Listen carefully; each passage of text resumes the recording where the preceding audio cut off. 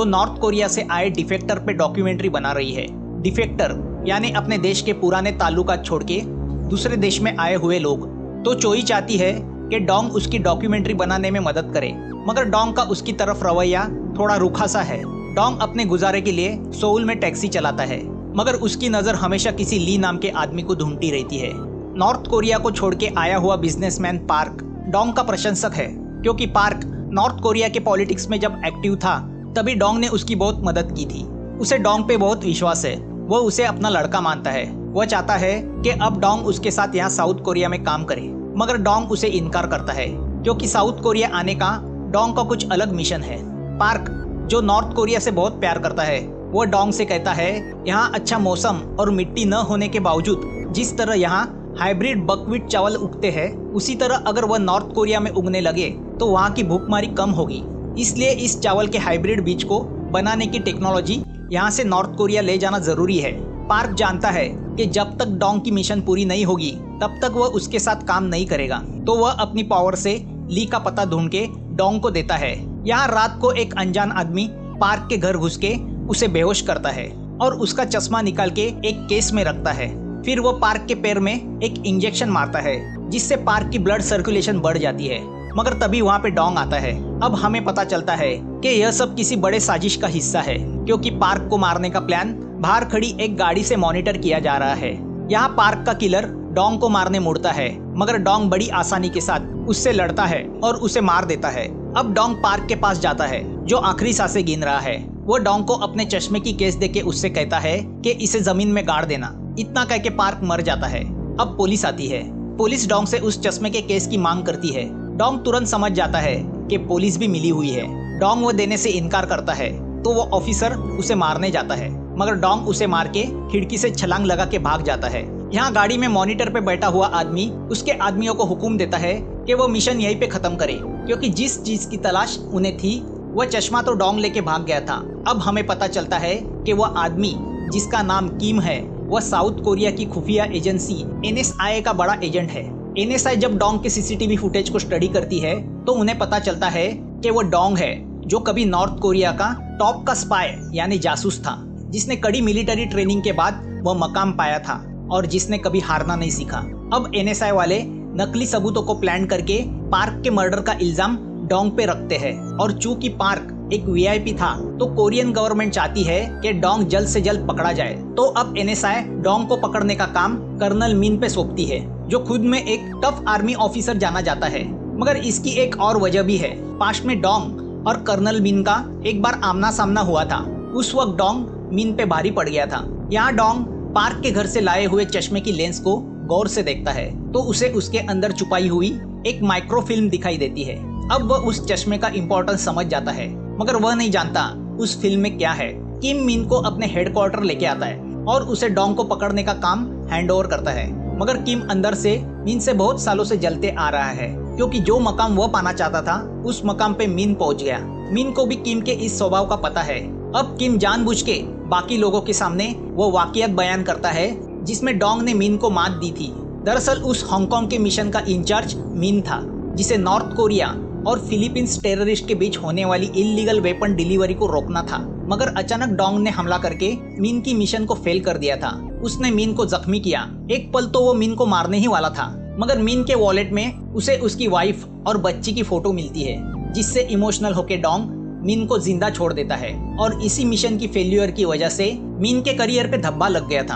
अब कैप्टन जो को मिन का असिस्टेंट बनाया जाता है ताकि मिन पे नजर रखी जाए। अब मिन की टीम डोंग को पकड़ने में लग जाती है। डोंग के घर की तलाशी में मिन को पता चलता है कि डोंग किसी ली नाम के आदमी को ढूंढ रहा है। मिन को अपने असिस्टेंट कैप्टन जो से पता चल जाता है कि डोंग के कांटेक्ट में कोई चोई नाम की जर्नलिस्ट है, जो दरअसल डॉक्यूमेंट्री के नाम पे किसी साजिश का पर्दाफाश करने में लगी हुई है, जिसके लिए वो डोंग की मदद चाहती है। मिन चोई को इंट्रोगेट करता है, मगर चोई उसे कुछ पता लगने नहीं देती। यहाँ NSI को ली का पता मिलता है।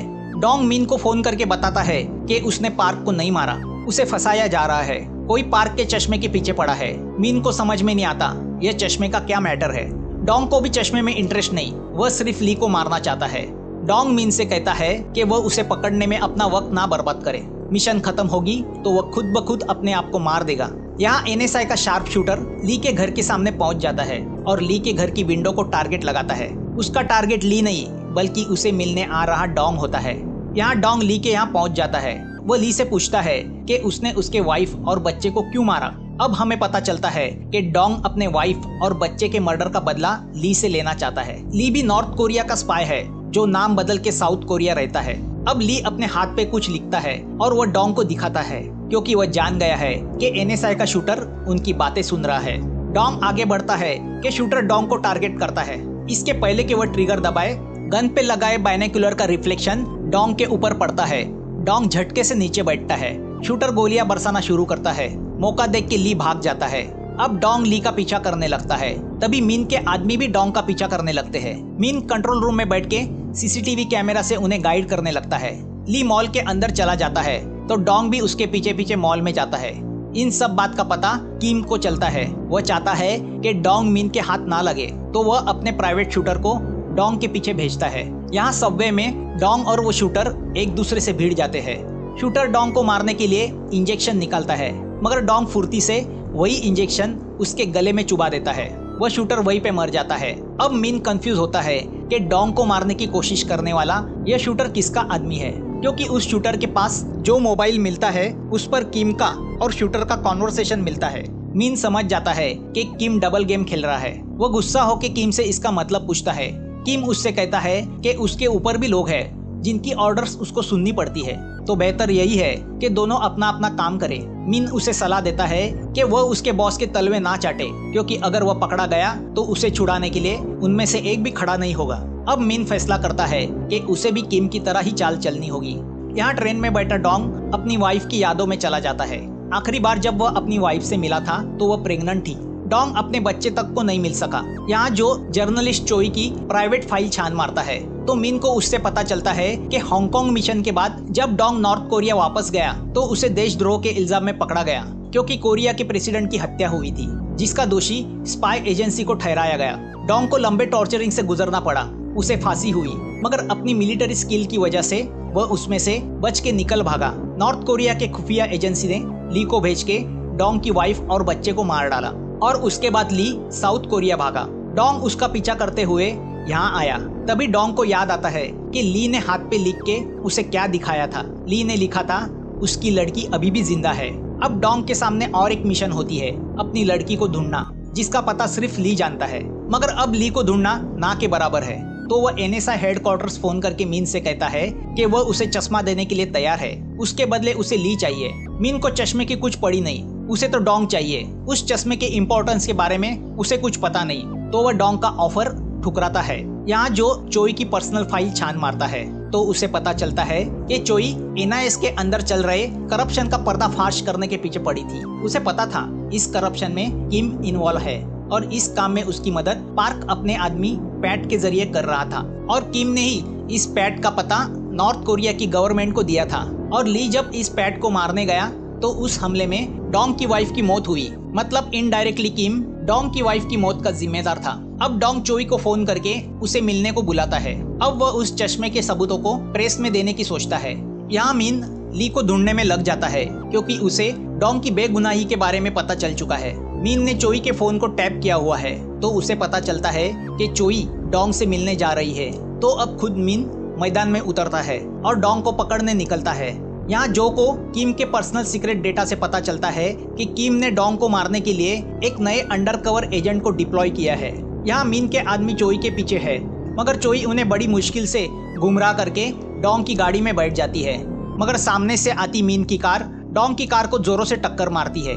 अब डोंग और मीन के बीच एक लंबा कार चेस शुरू होता है। दोनों में से कोई भी हार मानने को तैयार नहीं। मीन भी पूरी तरह ईगो पे आ गया है। वह अपनी पिछली हार को भूला नहीं, मगर इस बार भी डोंग बड़ी अक्लमंदी से मीन को झांसा देके भाग जाता है। घायल मीन अपने आप पे बहुत गुस्सा होता है।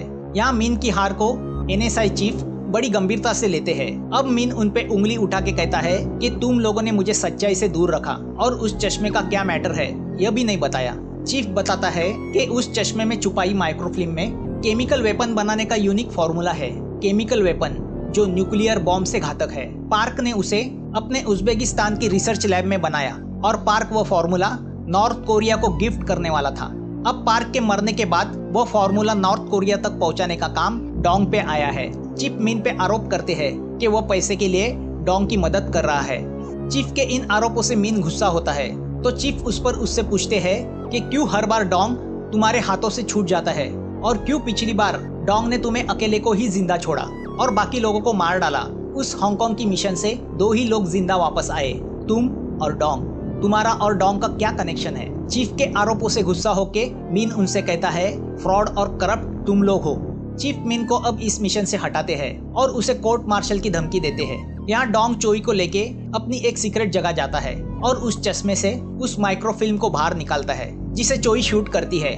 डोंग उस फार्मूला की माइक्रोफिल्म को एक माचिस की डिब्बी में रख के चोई को देता है। वो चोई से कहता है कि यह फिल्म उसका मिशन नहीं है बल्कि उसके वाइफ के कातिलों को मारना उसका मिशन है। यहाँ किम भी चाल चलता है और डोंग को मारने के लिए वो ली को भेजता है। यहाँ मीन को फोरेंसिक वाले से पता चलता है कि पार्क को मारने के पीछे और डोंग को फंसाने के पीछे किम ही है, क्योंकि डोंग के घर में जो गन मिली उसके अंदर की बुलेट पे किम के फिंगरप्रिंट्स मिले हैं। यहाँ किम को डोंग का पता चलता है तो वह अपने अंडरकवर एजेंट को ली के साथ डोंग के यहाँ भेजता है, मगर डोंग वहाँ से भाग चुका है। ली उस माइक्रोफिल्म को चोई से हासिल करता है। फिल्म को लेके एजेंट वहाँ से चला जाता है। अब ली चोई को मारने गन उठाता है कि तभी डोंग पीछे से उस पर हमला करता है। अब दोनों में हाथापाई शुरू होती है, मगर डोंग ली पे भारी पड़ता है। डोंग ली को मार देता है, मगर मरते मरते वो डोंग से कहता है कि उसकी लड़की अभी जिंदा है और वह कहाँ है वह सिर्फ किम जानता है। किम ने उस लड़की को एक ह्यूमन ट्रैफिकिंग करने वाले आदमी को बेचा था। वो डोंग को यह भी बताता है कि पार्क को मारने के पीछे किम ही है, क्योंकि वह उस फॉर्मूले के पीछे है। अब डोंग किम को मारने निकलता है तो किम डोंग को शूट एट साइट का ऑर्डर देता है। यहाँ मीन डोंग के यहाँ पहुँचता है। वहाँ वो चोई से कहता है कि वह किम का पर्दाफाश करने में उसकी मदद करेगा, क्योंकि किम के खिलाफ उसके पास भी सबूत है। यहाँ किम की तलाश में निकले डोंग को पुलिस घेर लेती है। दोनों के बीच बड़ी एक्शन होती है। डोंग उनको मात दे के वहाँ से निकलता है तो अब उसके सामने वह अंडरकवर एजेंट आता है। दोनों की कारें आपस में टकराती है जिसमें वो एजेंट मर जाता है। यहाँ डोंग पुलिस से बचते बचते एक ब्रिज पे आता है। पुलिस उसे चारों तरफ से घेर लेती है। डोंग ब्रिज से पानी में छलांग लगाता है और पानी के नीचे तैर के अपने आप को बचाता है। यहाँ किम डोंग से हासिल किए हुए उस फॉर्मूला का सौदा अमेरिकन एजेंट से करने के लिए एक जगह पहुंच जाता है। सौदा $30 मिलियन का होता है। किम अमेरिकन एजेंट को वो फॉर्मूला देता है। एजेंट उस फॉर्मूला को सिस्टम में डाल के डिकोड करता है। ठीक उसी वक्त मीन चोई ने शूट किए उस फॉर्मूला की वीडियो प्रिंट केमिकल साइंटिस्ट को देता है। केमिकल साइंटिस्ट उसे स्टडी करता है और मीन को बताता है कि यह एक केमिकल वेपन का फॉर्मूला लग रहा होगा, मगर दरअसल यह बकव्हीट राइस के सीड को हाइब्रिड बनाने का फॉर्मूला है, जिससे इस चावल की खेती खराब मिट्टी में भी की जा सकती है और जो देश अनाज की दिक्कत से जूझ रहे हैं उनको इस फॉर्मूला का फायदा होगा। उनके देश की भूखमरी खत्म की जा सकती है। अब चोई और मीन समझ जाते हैं कि पार्क कोई केमिकल वेपन बनाने के पीछे नहीं था, बल्कि अनाज के ऐसे फॉर्मूला के पीछे था जिससे नॉर्थ कोरिया को फायदा हो सके और वहाँ का अनाज का अकाल दूर हो सके, और यही गिफ्ट पार्क अपने देश को देना चाहता था। यहाँ यही बात यूएस एजेंट को फॉर्मूला डिकोड करने के बाद पता चलती है और वह किम के साथ डील कैंसिल करता है, क्योंकि वह किसी राइस के फॉर्मूले में इंटरेस्टेड नहीं होते। उन्हें तो केमिकल वेपन का फॉर्मूला चाहिए था, जिससे किम पैट पे बहुत गुस्सा होता है कि उसकी बेवकूफ़ी की वजह से फॉरेन कंट्री के सामने उसे इंसल्टेड होना पड़ा। यहाँ हमें यह भी पता चलता है कि इस सब साजिश के पीछे पार्क का असिस्टेंट पैट ही है। यहाँ किम एक प्रेस कॉन्फ्रेंस अरेंज करता है और प्रेस को बताता है कि पार्क के मर्डर के पीछे डोंग है, मगर तभी भरी कॉन्फ्रेंस में डोंग वहाँ पहुँच जाता है और किम के सर पे गन लगा देता है। अब डोंग सिर्फ 2 ही बातें चाहता है, अपनी वाइफ का बदला और अपनी बेटी का पता।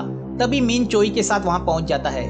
चोई किम के खिलाफ इकट्ठा किए हुए सभी सबूत टीवी पे लाइव टेलीकास्ट करती है, जिसकी वजह से पूरे देश को किम की गद्दारी का पता चलता है। अब कमांडोज पूरी बिल्डिंग को घेर लेते हैं। मीन डोंग को रोकने जाता है, जिसके चलते दोनों आपस में भिड़ जाते हैं। मीन डोंग को बंद करता है तो मौका देख के किम मीन पे गोली चलाता है। किम मीन को मारना चाहता है क्योंकि वह हमेशा उसका कॉम्पिटिटर बनता रहा, उसके रास्ते के बीच का कांटा बनता रहा। तभी चोई टीवी पे किम की साजिश का पर्दाफाश करती है। किम समझ जाता है उसका करियर खत्म हो गया है। अब मीन किम से गन छीन के उसे मारने जाता है कि तभी डोंग जंप करके मीन को रोकता है और किम को मारने मुड़ता है। वह किम का गला पकड़ के उससे अपनी लड़की का पता पूछता है। बिल्डिंग को घेरे कमांडोज के निशाने पे डोंग है। किम डोंग से झूठ कहता है कि उसकी लड़की मर चुकी है। तभी पीछे से मीन आके डोंग के हाथ में गन देता है। डोंग किम पे गन चला के उसे मार देता है। अब मिन डोंग को अरेस्ट करके अपने साथ ले जाता है, मगर रास्ते में गाड़ी रुका के वो उसे उस एजेंट का पता देता है जिसे किम ने डोंग की लड़की को बेचा था। मिन डोंग को छोड़ देता है और उसका कर्ज चुकाता है। कभी डोंग ने उसे उसकी फैमिली की खातिर जिंदा छोड़ा था। यहाँ south Korean government north Korea को बकव्हीट राइस उगाने का वो फॉर्मूला देती है जिससे नॉर्थ कोरिया की भूखमरी खत्म होने वाली थी। दोनों देश के बीच फिर से दोस्ती होती है। तो दूसरी ओर डोंग उस एजेंट से अपनी लड़की का पता जानकर चाइना अपनी लड़की के पास पहुंच जाता है। उसने अपनी लड़की को आज तक देखा नहीं, मगर खून खून को पहचान ही लेता है। वो छोटी लड़की भी जान जाती है।